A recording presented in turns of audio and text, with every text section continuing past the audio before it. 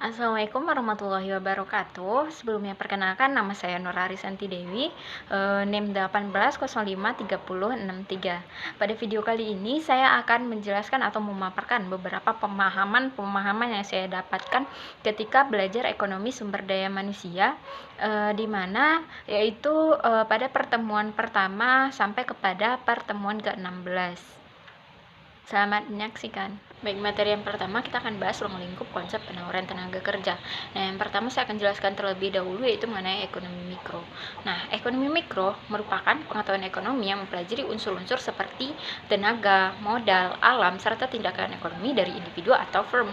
Ekonomi mikro meneliti bagaimana berbagai keputusan penawaran permintaan atas barang dan jasa yang menentukan harga dan bagaimana harga tersebut pada gilirannya menentukan penawaran dan permintaan barang dan jasa selanjutnya. Nah, salah satu tujuan dari ekonomi mikro ini adalah menganalisis pasar beserta mekanisme yang membentuk harga relatif kepada produk dan jasa serta alokasi dari sumber yang terbatas di antara banyak pengguna alternatif. Nah, kegagalan pasar yaitu ketika pasar gagal dalam memproduksi hasil yang efisien, seperti menjelaskan berbagai kondisi teoritis yang dibutuhkan bagi suatu pasar persaingan sempurna. Nah, yang kedua yaitu ekonomi makro. Nah, ekonomi makro ini mempelajari ekonomi secara keseluruhan, seperti pendapatan nasional, produksi nasional, investasi nasional. Nah, ekonomi makro ini dapat digunakan untuk menganalisis secara terbaik untuk mempengaruhi target-target kebijaksanaan, seperti pertumbuhan ekonomi, stabilitas harga, tenaga kerja, dan pencapaian keseimbangan neraca yang berkesinambungan. Nah, teori ekonomi makro ini biasanya terhubung dengan fenomena pengeluaran, pengangguran, dan juga inflasi. Nah, materi selanjutnya konsep penawaran tenaga kerja dan permintaan tenaga kerja. Nah, penawaran tenaga kerja adalah jumlah tenaga kerja yang dapat disediakan oleh pemilik tenaga kerja pada setiap kemungkinan upah dalam jangka waktu tertentu.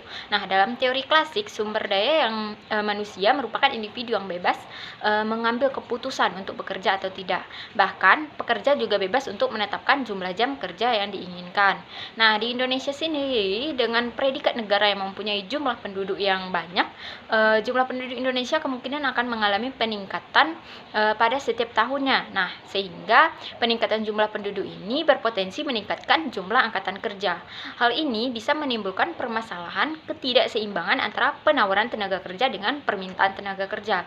Jika penawaran tenaga kerja lebih besar dari permintaan tenaga kerja, maka angkatan kerja yang tidak terserap dan hal lainnya akan tentunya menimbulkan permasalahan berupa meningkatnya pengangguran di Indonesia.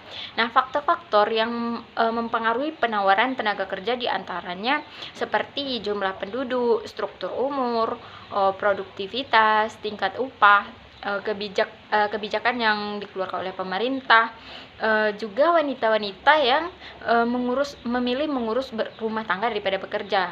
Nah, selanjutnya juga penduduk yang bersekolah serta keadaan ekonomi di suatu negara tersebut.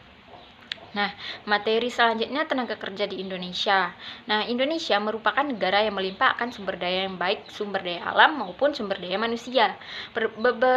Perbedaan dengan sumber daya alam yang sifatnya dari tahun ke tahun mengalami penurunan, tetapi sumber daya manusia mengalami peningkatan setiap tahunnya. Ada beberapa hal yang menyebabkan pengangguran, salah satunya karena banyaknya tenaga kerja yang membutuhkan pekerjaan namun tidak diimbangi dengan lapangan pekerjaan yang memadai. Oleh karena itu, terjadinya surplus tenaga kerja yang mengakibatkan pengangguran di Indonesia. Nah, hal ini menyebabkan terjadinya masalah sosial ataupun masalah ekonomi yang terjadi di masyarakat. Nah, untuk mengatasi hal tersebut perlu adanya program dari pemerintah. Program dari pemerintah pusat, khususnya Presiden, untuk bekerja sama dengan Dinas Ketenagakerjaan dalam mengatasi hal ini. Nah, ada beberapa program yang bisa dilakukan untuk mengurangi pengangguran yang terjadi di Indonesia. Terdapat beberapa tindakan yang dilakukan untuk meningkatkan kesempatan kerja bagi angkatan kerja. Nah, tindakan tersebut diantaranya yang pertama, pengembangan sumber daya manusia atau tenaga kerja di Indonesia. Nah, yang kedua, desentralisasi perekonomian. Yang ketiga, meningkatkan lapangan pekerjaan. Yang keempat, peningkatan peran pemerintah. Yang kelima, pendidikan minimal sarjana. Dan yang terakhir, keterbukaan informasi melalui teknologi, serta yang terakhir, bantuan modal yang diberikan oleh pemerintah terhadap pelaku usaha. Materi selanjutnya tentang kurva permintaan tenaga kerja. Nah, market demand curve for labor atau kurva permintaan pasar untuk tenaga kerja adalah kurva yang menunjukkan hubungan antara harga tenaga kerja atau upah dan jumlah total tenaga kerja yang diminta pasar. Kurva permintaan tenaga kerja miring ke bawah karena hukum pengembalian yang semakin menurun. Ketika sebuah perusahaan mempekerjakan lebih banyak pekerja setiap pekerja, tambahan berkontribusi lebih sedikit terhadap output, perubahan dalam tingkat upah menyebabkan pergerakan sepanjang kurva permintaan. Sebaliknya, perubahan apabila selain upah dan mempengaruhi permintaan tenaga kerja akan menyebabkan pergeseran kurva permintaan. Nah, contoh perubahan selain upah adalah adanya perubahan produksi, perubahan proses produksi, perbaikan kualitas modal manusia, jumlah perusahaan di pasar, kuantitas output di pasar, pergeseran teknologi, dan peraturan pemerintah. Nah, penentuan permintaan tenaga kerja ini tergantung kepada yang pertama tingkat upah, teknologi, produktivitas, kualitas tenaga kerja, dan terakhir fasilitas modal. Nah, selanjutnya elastisitas permintaan tenaga kerja, yaitu presentasi perubahan kesempatan kerja dalam jangka pendek karena perubahan 1% tingkat upah. Nah, permintaan tenaga kerja bersifat elastis karena memiliki elastisitas lebih dari 1 dalam nilai absolut. Nah, besar kecilnya elastisitas permintaan tergantung kepada faktor produksi lain yang dihasilkan, proporsi biaya tenaga kerja terhadap seluruh biaya produksi, dan elastisitas penawaran dari faktor produksi pelengkapan lainnya. Yang selanjutnya tentang kesempatan kerja. Nah, ini merupakan ketersediaan lapangan kerja bagi angkatan kerja yang membutuhkan pekerjaan. Kesempatan kerja yang selanjutnya kesempatan kerja menurut pendidikan. Nah, ini terdapat kaitan erat antara tingkat pendidikan dengan tingkatan penyerapan tenaga kerja. Semakin tinggi pendidikan seseorang, maka semakin besar kesempatan bagi orang tersebut dengan jaminan jenjang karir dan pendapatan yang lebih baik. Tingkat pendidikan menentukan seberapa besar probabilitas sukses seseorang untuk memasuki pasar tenaga kerja. Nah, materi selanjutnya tentang kesempatan kerja menurut status hubungan. Nah, hubungan kerja yang baik seseorang dengan suatu perusahaan akan membantu dalam bekerja sehingga seseorang dapat bekerja lebih lama, dengan kata lain dapat menambah kontrak kerja. Maka dari itu, hubungan kerja sangat penting sehingga kesempatan kerja lebih tinggi. Nah, selanjutnya ada permintaan tenaga kerja. Permintaan tenaga kerja berkaitan dengan jumlah tenaga kerja yang dibutuhkan oleh perusahaan atau instansi tertentu. Pemberian kerja adalah jumlah jam kerja yang tersedia dipekerjakan oleh pemberi kerja berdasarkan berbagai variabel eksogen. Nah, ini ditentukan secara eksternal yang dihadapinya seperti tingkat upah, biaya unit modal, harga jual yang ditentukan oleh pasar dari outputnya. Faktor yang mempengaruhi permintaan tenaga kerja adalah yang pertama, perubahan tingkat upah akan mempengaruhi tingkat rendahnya biaya produksi perusahaan. Yang kedua, perubahan permintaan hasil akhir produksi oleh konsumen. Apabila permintaan akan hasil produksi perusahaan meningkat, perusahaan akan cenderung untuk menambah kapasitas dari produksinya. Nah, untuk maksud tersebut, perusahaan akan menambah penggunaan tenaga kerja. Nah, selanjutnya harga barang modal turun. Apabila harga barang modal turun, maka biaya produksi akan turun dan tentunya mengakibatkan harga jual barang per unitnya ikut turun. Materi selanjutnya yaitu memahami konsep perencanaan tenaga kerja. Apa sih perencanaan tenaga kerja? Perencanaan tenaga kerja adalah proses yang mencakup peramalan, pengembangan, dan pengendalian, di mana perusahaan memastikan bahwa ia memiliki yang pertama jumlah orang yang tepat, yang kedua orang yang tepat, yang ketiga di tempat yang tepat, dan yang terakhir pada waktu yang tepat. Perencanaan tenaga kerja juga dikenal sebagai perencanaan personil atau perencanaan sumber daya manusia. Nah, hubungan tenaga kerja dan pembangunan ekonomi ini merupakan materi selanjutnya. Tenaga kerja dan pembangunan ekonomi memiliki hubungan yang erat, di mana ketika kualitas tenaga kerja atau sumber daya manusianya baik, maka perekonomian sebuah negara bisa semakin baik. Nah, selanjutnya tahapan pelaksanaan perencanaan tenaga kerja. Perencanaan tenaga kerja secara makro tidak hanya berkaitan dengan pembuatan perkiraan permintaan tenaga kerja dan penawaran tenaga kerja, namun sampai membuat perencanaan program aksi yang ditujukan untuk memahami spesifikasi tenaga kerja yang dibutuhkan tersebut di masa yang akan datang. Nah, tahapan-tahapan pelaksanaan perencanaan tenaga kerja makro ini terdiri dari 8 tahapan. yaitu yang pertama penentuan tujuan, yang kedua penentuan klasifikasi, yang ketiga pembuatan perkiraan kebutuhan tenaga kerja, yang keempat klasifikasi jenis pekerjaan dan bidang usaha, yang selanjutnya klasifikasi jenis pekerjaan berdasarkan tugas, klasifikasi menurut tingkat lapangan usaha, dan yang terakhir perkiraan kesempatan kerja dan pasokan tenaga kerja. Materi selanjutnya tentang konsep perencanaan tenaga kerja. Nah, sebelumnya kita bahas permintaan tenaga kerja yang dapat didefinisikan sebagai jumlah tenaga kerja yang dipekerjakan oleh seseorang pengusaha pada setiap kemungkinan tingkat upah dan dalam jangka waktu tertentu.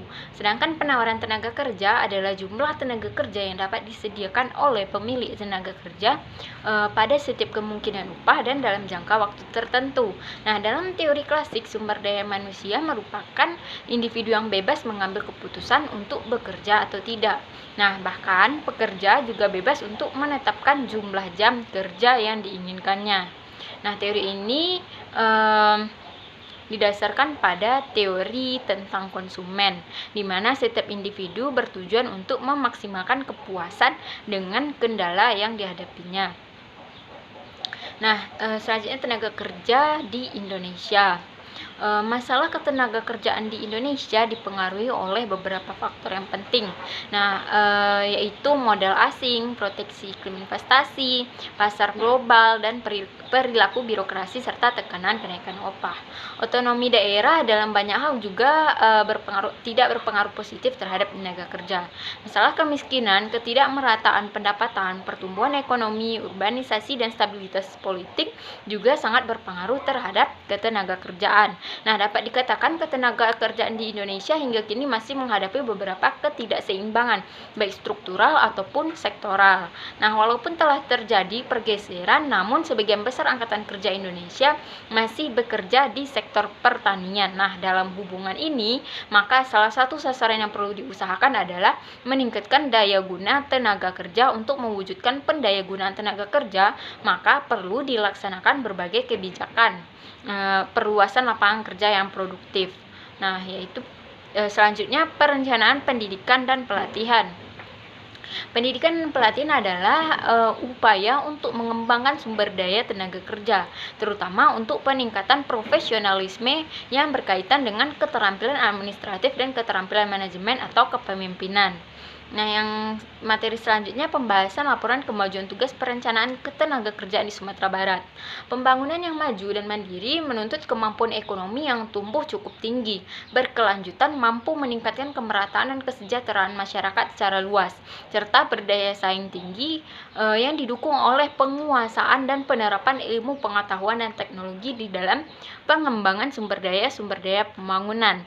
Kebijakan pasar kerja diarahkan untuk mendorong terciptanya sebanyak mungkin lapangan kerja formal serta meningkatkan kesejahteraan pekerja di sektor-sektor pekerja informal. Materi selanjutnya tentang pasar tenaga kerja.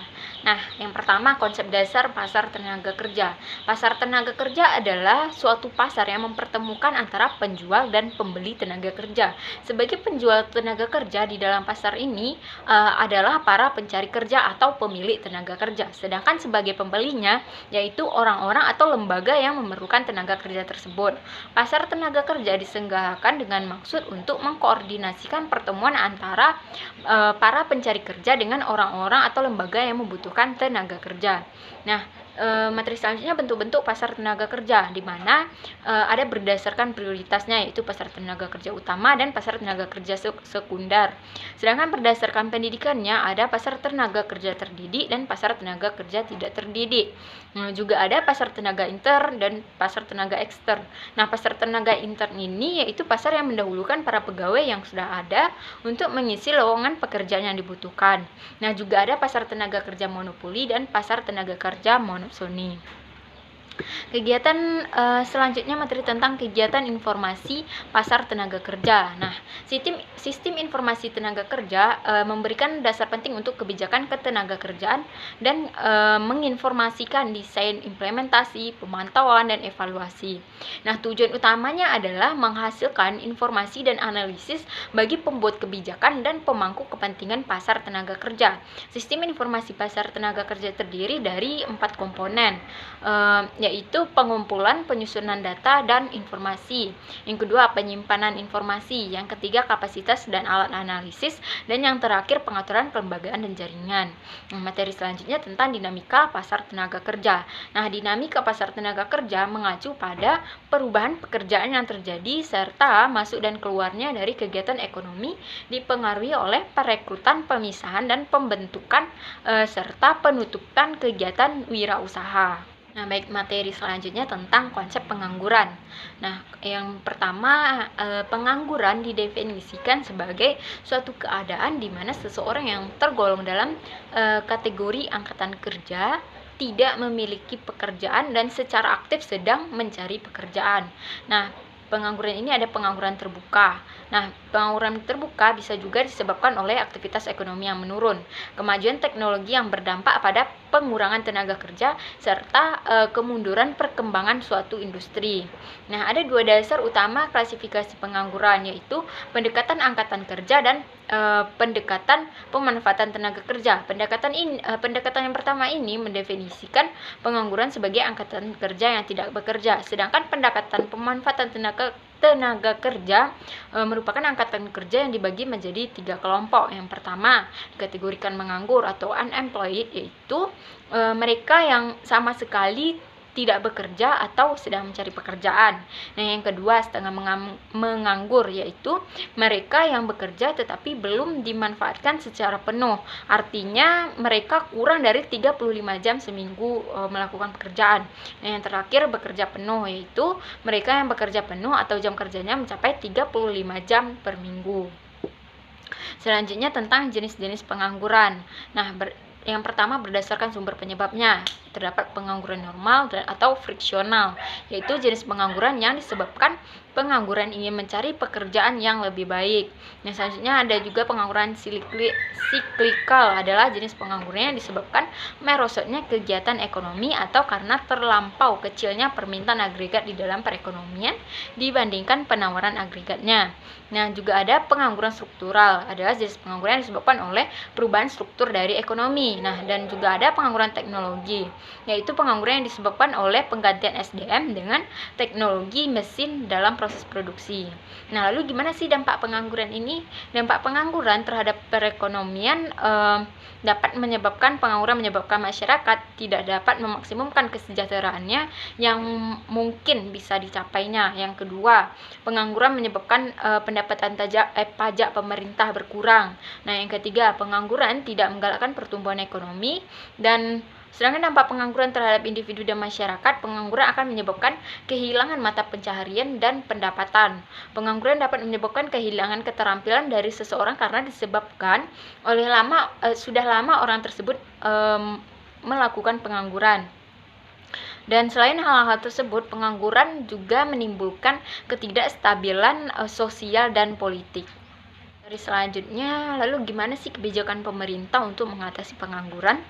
Pemerintah memberikan bantuan, wawasan, pengetahuan, dan kemampuan jiwa kewirausahaan pada usaha kecil dan menengah berupa bimbingan teknis dan manajemen pemberian bantuan modal jangka panjang dan perluasan pasar, serta pemberian fasilitas khusus agar dapat tumbuh secara mandiri dan andal bersaing di bidangnya. Nah, selanjutnya mendorong terbentuknya kelompok usaha bersama dan lingkungan usaha yang menunjang dan mendorong terwujudnya pengusaha kecil dan menengah yang mampu mengembangkan usaha, menguasai teknologi dan informasi pasar, dan meningkatkan pola kemitraan UKM dengan BUMN, BUMD, BUMS, dan pihak lainnya. Nah, segera melakukan pembenahan, membangun dan mengembangkan kawasan-kawasan khususnya daerah-daerah yang tertinggal dan terpencil sebagai prioritas dengan membangun fasilitas transportasi dan komunikasi. Nah, ini akan membuka lapangan kerja bagi para penganggur di berbagai jenis maupun tingkat. Nah, selanjutnya juga segera membangun lembaga sosial yang dapat menjamin kehidupan penganggur. Segera menyederhanakan perizinan dan peningkatan keamanan karena terlalu banyak jenis perizinan yang menghambat investasi baik penanaman modal asing maupun penanaman modal dalam negeri. Nah, upaya selanjutnya juga mengembangkan sektor pariwisata dan kebudayaan yang ada di Indonesia, khususnya daerah-daerah yang belum tergali potensinya. Nah, juga melakukan program sinergi antar BUMN atau BUMS yang memiliki keterikatan usaha atau hasil produksi dan saling mengisi kebutuhan. Nah, selanjutnya juga menyeleksi tenaga kerja Indonesia yang akan dikirim ke luar negeri. Segera harus disempurnakan kurikulum dan sistem pendidikan nasional. Dan yang terakhir, mengembangkan potensi kelautan dan pertanian yang ada di Indonesia. Selanjutnya tentang sistem pembayaran upah. Nah, upah merupakan pembayaran yang diterima buruh selama ia melakukan pekerjaan atau dipandang melakukan pekerjaan atau penghargaan atas jasa seseorang yang dibayarkan dalam bentuk uang.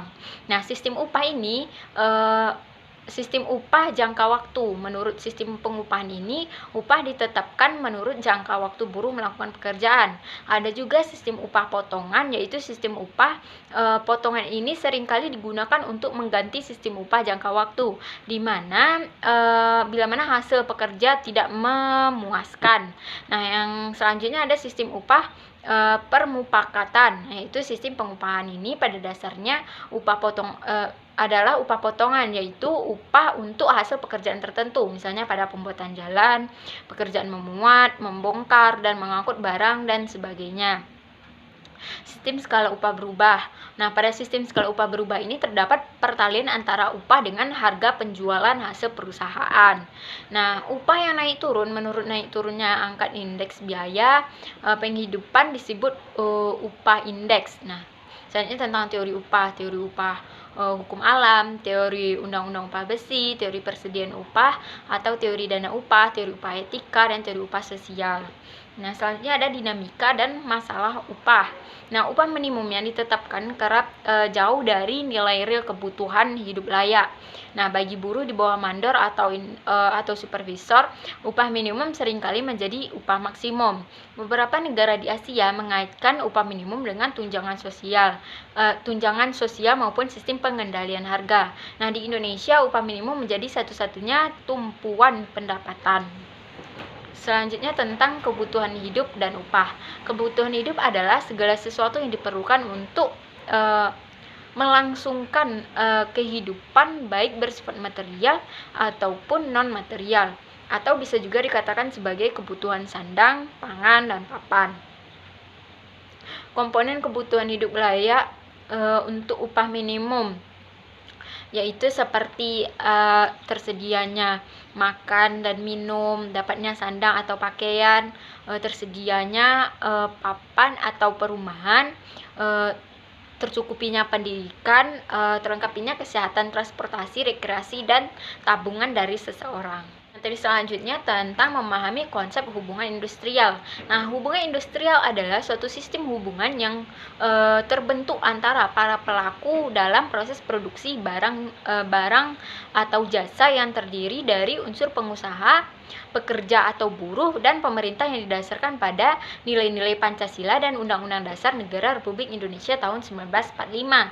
Dalam melaksanakan hubungan industrial, pemerintah mempunyai fungsi untuk menetapkan kebijakan, memberikan pelayanan, pelaksanaan pengawasan, dan melakukan penindakan terhadap pelanggaran peraturan perundang-undangan ketenagakerjaan. Nah, dalam pelaksanaan hubungan industrial, pekerja atau buruh dan serikat pekerja atau serikat buruhnya mempunyai fungsi menjalankan pekerjaan sesuai dengan kewajibannya, menjaga ketertiban demi kelangsungan produksi, menyalurkan aspirasi secara demokrasi, mengembangkan keterampilan dan keahlian, serta ikut memajukan perusahaan dan memperjuangkan kesejahteraan anggota beserta keluarganya. Yang selanjutnya, materi selanjutnya tentang teori pendekatan human capital. Nah, human capital adalah gabungan dari pengetahuan, keterampilan, pengalaman, dan kualitas sosial yang berkontribusi pada kemampuan seseorang untuk melakukan pekerjaan dengan cara yang menghasilkan nilai ekonomi. Yang termasuk dalam human capital diantaranya termasuk pendidikan, keterampilan, pengalaman, kreativitas, kepribadian, kesehatan yang baik, dan karakter moral. Nah, bagi pengusaha, berinvestasi dalam sumber daya manusia melibatkan komitmen seperti pelatihan pekerja, program magang, bonus dan tunjangan pendidikan, bantuan keluarga, dan pendanaan beasiswa perguruan tinggi. Bagi karyawan, memperoleh pendidikan adalah investasi paling nyata dalam human capital. Baik pengusaha maupun karyawan tidak memiliki jaminan bahwa investasi mereka dalam sumber daya manusia akan membuahkan hasil. Perlunya human capital pada masa sekarang berdasarkan pada kuatnya tekanan persaingan, keuntungan finansial, dan non-finansial. Pemimpin bisnis dan politik mulai mengakui bahwa memiliki orang yang skill dan motivasi tinggi dapat memberikan perbedaan peningkatan kinerja dan signifikan. Tenaga kerja yang signifikan. Terjadinya perubahan yang cepat ditandai adanya proses dan teknologi yang baru. Tidak akan bertahan lama apabila pesaing mampu mengadopsi teknologi yang sama. Namun, untuk mengimplementasikan perusahaan, tenaga kerja yang dimiliki industri harus memiliki skill dan kemampuan yang lebih baik.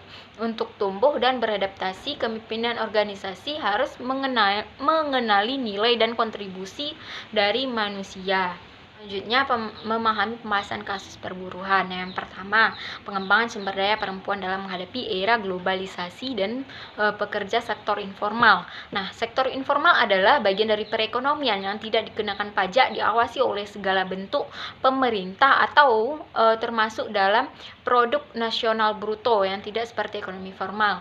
Nah, di negara berkembang, sekitar 60% dari populasi pekerja potensial mencari nafkah di sektor informal. Sektor tersebut adalah satu-satunya cara untuk mencari nafkah bagi orang-orang yang wira swasta di luar ekonomi formal dan bukan pada gaji siapapun. Nah, mayoritas pekerja ekonomi informal adalah perempuan. Bagi sebagian besar perempuan, partisipasi di sektor informal merupakan strategi bertahan hidup yang mereka ambil atas aspek pemeliharaan rumah tangga yang tidak mampu lagi ditanggung oleh laki-laki. Meskipun mereka cenderung menghadapi kekakuan persaingan dari pendatang baru, termasuk laki-laki yang kalah atau tidak dapat memperoleh sektor formal pekerjaan.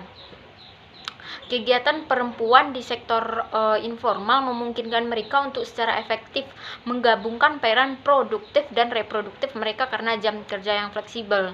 Nah, memungkinkan mereka untuk merawat anak-anak mereka.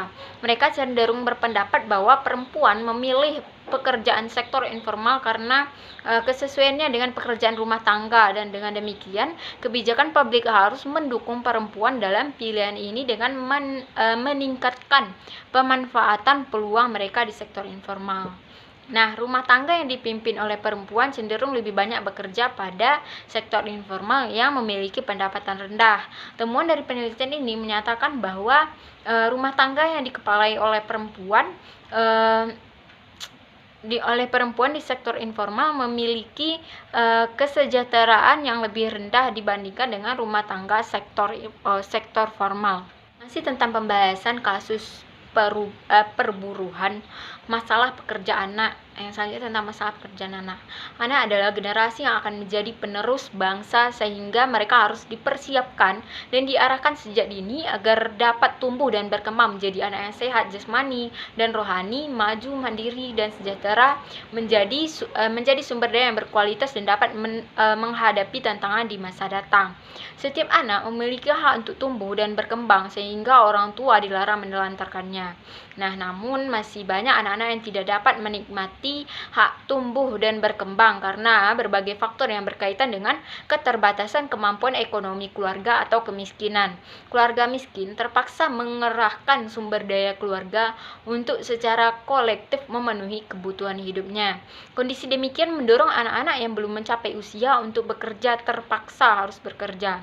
Nah, hasil penelitian menunjukkan anak-anak yang bekerja ternyata bukan untuk memenuhi kebutuhannya sendiri, melainkan justru untuk membantu memenuhi kebutuhan dari keluarganya. Nah, dalam Undang-Undang Nomor 13 Tahun 2003 tentang ketenaga kerjaan disebut bahwa pekerjaan anak adalah anak-anak yang berusia di bawah 18 tahun. Nah, anak-anak boleh dipekerjakan dengan syarat mendapat izin dari orang tua dan bekerja maksimal 3 jam sehari. Nah, selanjutnya salah satu cara untuk mengatasi pekerjaan anak adalah dengan secara teratur memeriksa tempat-tempat di mana anak perempuan dan anak laki-laki mungkin sedang bekerja. Pemantauan pekerja anak adalah proses aktif yang memastikan terlaksananya dan terkoordinasinya pemantauan semacam itu dengan cara yang tepat. Nah, tujuan keseluruhan dari pemantauan ini adalah untuk memastikan bahwa sebagian konsekuensi dari pemantauan tersebut anak dan pekerja muda yang dipekerjakan secara sah berada dalam keadaan aman dari eksploitasi dan bahaya di tempat kerja. Pekerja anak adalah masalah sosial yang telah menjadi isu dan agenda global bangsa-bangsa di dunia, tak terkecuali juga di Indonesia. Selanjutnya saya akan menjelaskan tentang argumen saya tentang perencanaan tenaga kerja. Nah, perkembangan lingkungan bisnis pada era ini diindikasikan adanya kompetensi internasional dan globalisasi bisnis. Semakin banyaknya tuntutan konsumen akan produk yang mempunyai kualitas tinggi dengan waktu menunggu yang singkat. Ketatnya persaingan antar pelaku bisnis serta peningkatan kecanggihan teknologi menjadi tantangan yang harus dihadapi oleh pelaku bisnis. Nah, sumber daya manusia yang terlibat dalam setiap aktivitas perusahaan lebih banyak menggunakan kemampuan otak daripada fisik. Nah, pemerintah pusat atau kota juga perlu untuk menyiapkan sumber daya manusia tersebut, di mana hal yang perlu diperhatikan adalah mengadakan pelatihan dan pendidikan sesuai dengan yang dibutuhkan oleh pasar tenaga kerja. Selain daripada pemerintah, perusahaan juga perlu untuk melakukan perencanaan tenaga kerja agar sistem lebih terarah. Nah, dalam sebuah perusahaan, sumber daya manusia yang dimiliki oleh seseorang tenaga kerja menjadi indikator yang penting untuk mencapai tujuan dari perusahaan tersebut. Nah, perencanaan tenaga kerja yang dilakukan perusahaan untuk menciptakan tingginya produktivitas tenaga kerja. Nah, istilah produktivitas banyak digunakan sebagai salah satu indikator efisiensi perusahaan. Produktivitas tenaga kerja merupakan ukuran pertama dari tingkat pembangunan negara. Nah, faktor utama pertumbuhan perekonomian dan mencerminkan secara langsung dan tidak langsung biaya dan kualitas dari modal manusia. Nah, besarnya produktivitas tenaga kerja merupakan salah satu yang lebih penting untuk mencapai tingkat yang lebih tinggi dari daya saing sosial, sistem ekonomi, dan pada akhirnya kualitas hidup penduduk. Nah, kunci sukses dari setiap organisasi manufaktur atau perusahaan tergantung kepada kualitas manajemen. Pengambilan keputusannya didorong oleh ketersediaan informasi tepat waktu. Pengembangan perkiraan atau standar tenaga kerja merupakan langkah awal dalam melakukan perencanaan tenaga kerja yang baik. Nah, ada beberapa pendekatan untuk pengembangan tenaga kerja yang baik, diantaranya yang pertama estimasi, yaitu melihat pekerja serta waktu yang dibutuhkan untuk menyelesaikan pekerjaan tersebut. Yang kedua, menggunakan catatan terdahulu seperti data jam waktu untuk dapat memperkirakan tenaga kerja yang dibutuhkan di masa lalu. Nah, yang ketiga, pengukuran kerja, yaitu mengukur isi pekerjaan yang sebenarnya atau yang dihasilkan dari pekerja tersebut. Nah, selain pengembangan pekerjaan, standar tenaga kerja juga perlu pengembangannya tenaga kerja intelektual agar dapat mewujudkan tujuan dari perusahaan.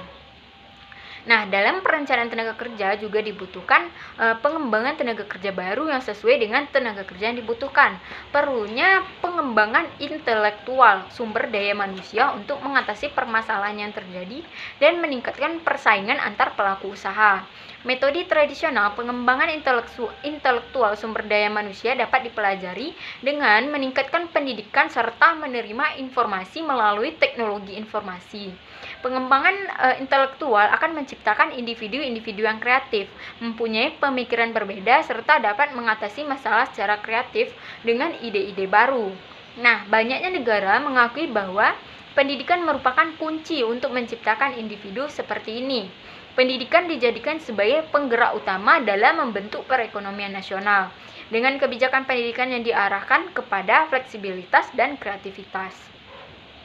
Nah, Perencanaan tenaga kerja yang mengembangkan intelektual yang mencakup sumber daya manusia, modal struktural, dan modal relasional merupakan aset yang mempunyai peran penting sebagai sumber daya untuk dapat mencapai keunggulan kompetitif yang berkelanjutan.